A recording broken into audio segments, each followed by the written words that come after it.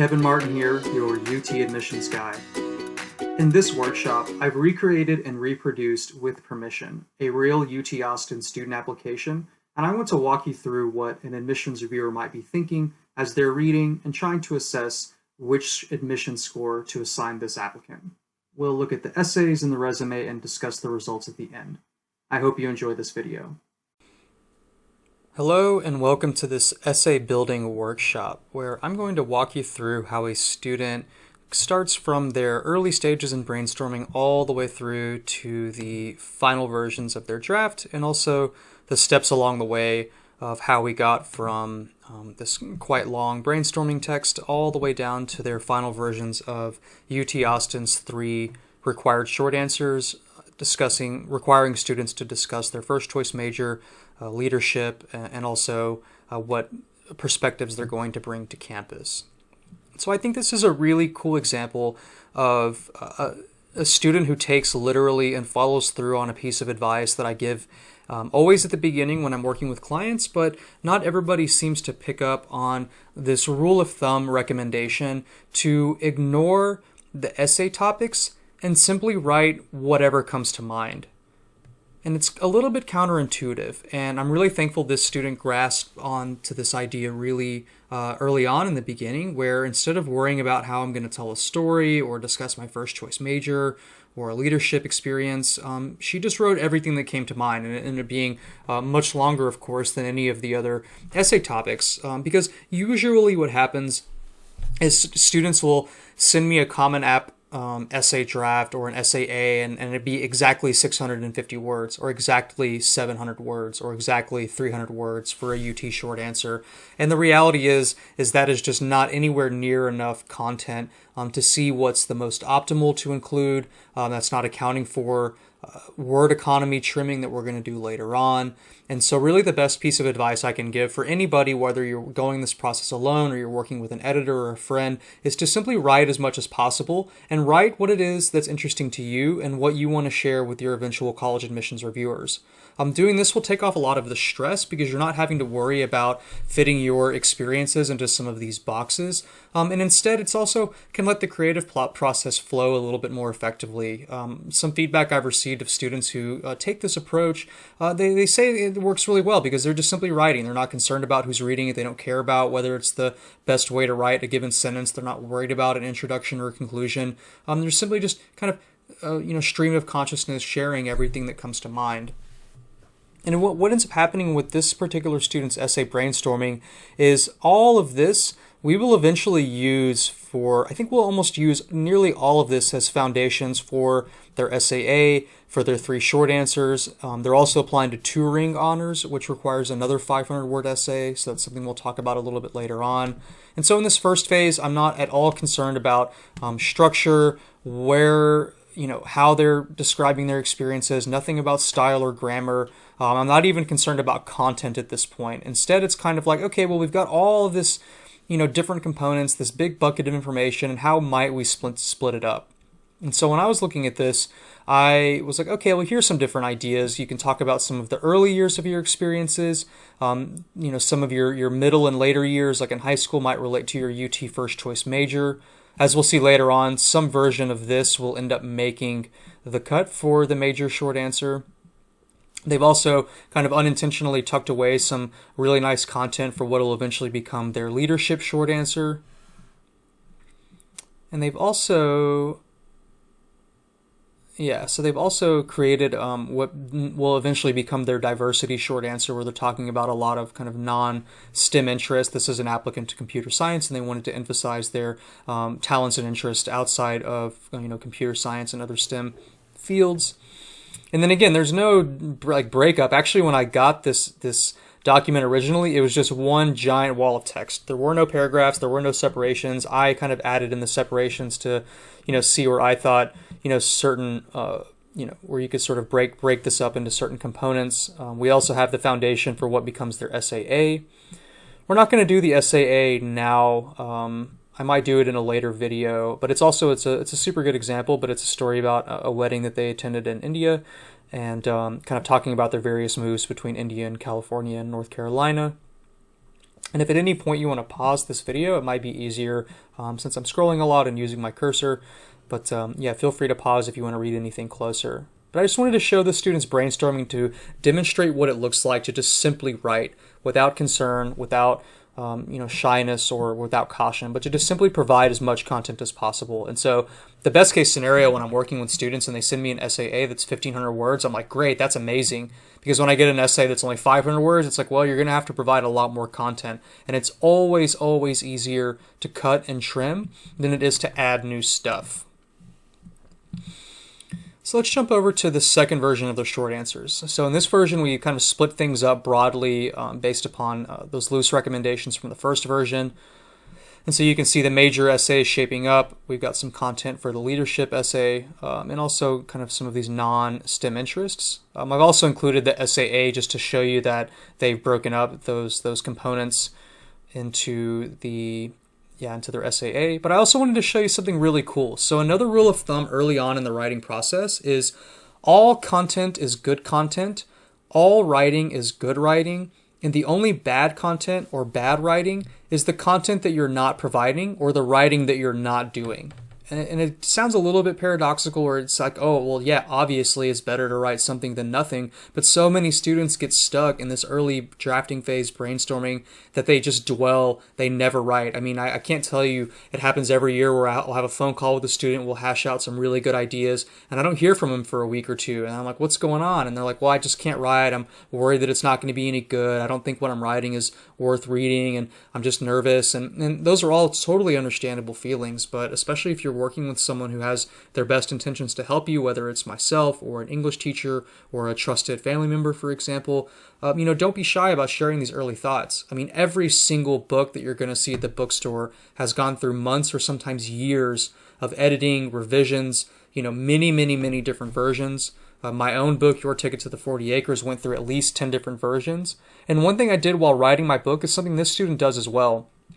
That instead of deleting the content, they simply move the content to kind of a miscellaneous notes section. So these were some of the areas where we're not exactly sure where it fits or if it fits, but instead of deleting it wholesale, it's better to just kind of set that aside. You never know when some of these older ideas might pop up in newer versions. I think some of this did end up appearing in some later versions of the drafts, especially in touring, which I'm not going to share with you today. But again, it's just to show you another technique, and that's the same rule of thumb. All content in the early stages is good content, and even if you don't use it, it's better to have it on reserve, kind of on the second string, because you never know when they might need to come into play. So after we've separated that big brainstorming document, now I'm asking a lot of different questions to, for example, like she opens up with the discussion of kind of being introduced to these reasoning skills books, and then she became a quote grandmaster unquote in abacus, and I had no idea. I knew vaguely what an abacus was, but later on they provide a little bit more context. So I was like, well, just kind of tell your reviewer what it means to be a grandmaster in abacus, especially at the age of 7, if that's like something that usually happens with people who pursue this kind of ancient counting method. There's also more areas here that to just tell me more. So much, again, of the early phase is tell and show and illustrate as much as possible. In their resume, for example, they talk about attending this Johns Hopkins Center for Talented Youth, and they went there for 4 years, and they took all these different courses, but they kind of gloss over a lot of those really necessary details. So when you're trying to articulate to your admissions reviewer that you're capable of doing the work, you're deserving a space in your first choice major, in this case computer science, that you have the skills and requisite abilities and even just innate curiosity to thrive in the classroom, that's something a reviewer is going to want to see. So much of my short answer comments here are to just elaborate, provide as much as possible. Again, it's always easier to cut and trim later on. And what eventually ends up happening with this major short answer is we spin some of the new content off into the Turing essay, which has kind of a similar prompt.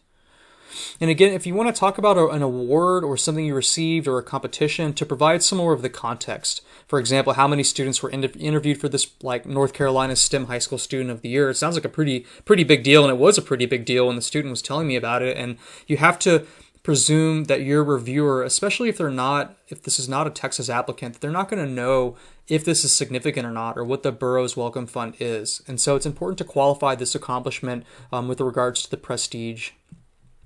Another comment I make often in short answers is to link in some of your previous experiences, something you've mentioned on your resume, with something or an activity, an experience, student organization, competition, professor, course, study abroad at UT Austin that interests you. And so a common piece of recommendation is at least somewhere in one of your short answers, you need to articulate to your reviewer some specific resources that compel you to apply to UT Austin, especially if you're an out-of-state student, right? Like you need to give, clear and demonstrated reasons how a UT university is offering opportunities that may not be available in your home state, or that other universities you're applying to don't have similar things going on. And so with the leadership short answer, they're talking about founding their school's entrepreneurship club. And again, sometimes students will kind of skip over some necessary detail. So unfortunately, we were recently shut down. We don't know who's doing the shutting down. Was it like the administration? Was it a teacher that left? Was it like a hostile takeover of another student organization? That's one of the issues of passive voice, is we just don't know who is doing the action. And again, there's just some context here that is a little bit lacking. And so it's always better to add that context in and then remove it than to not see it at all. So again, it's that principle of provide content, see if you need it, and then set it aside into your notes or put it into the second string rather than not writing the content at all. And sometimes in this early phase, there might be some awkward sentences, especially whenever you're jumping around between a variety of different activities. Like they go from Launch X immediately to talking about this girls' Power Tech event, but we don't exactly know what the relationship is between some of their different activities. And this is a common problem of students who just have a whole lot going on. It's really important to say, I did this, and then I did that, and these two things relate together in this way. Or if they don't relate together, you can also make that explicit if necessary.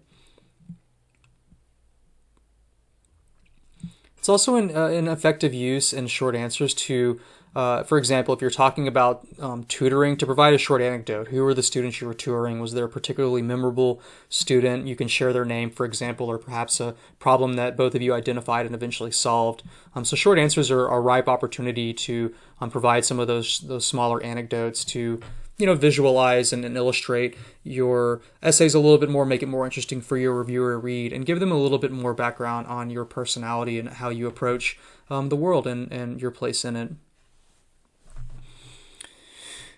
So for the third short answer, discussing an experience, perspective, or talent that contributes or enriches to a UT learning environment, we went with that kind of middle section in this big essay chunk here. So again, we've just plucked it directly out and we've put that essay here. And again, I provide just a number of different clarifying questions to develop your ideas more, to discuss exactly what it is that you mean.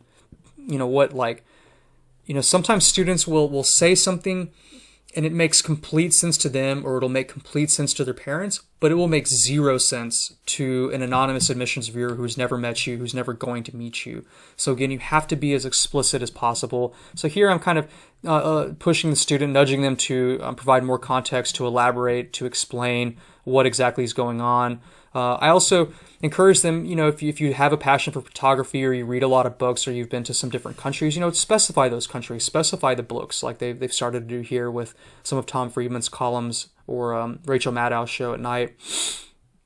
And again, a suggestion here to provide some more why UT statements about how they're going to contribute or enrich, UT's, campus. So, for example, UT has a huge South Asian population. There's like at least 4 or 5 Indian or South Asian fraternities and sororities. There's a bunch of Indian classical dancers, like Bollywood dancers, all sorts of cool stuff going on.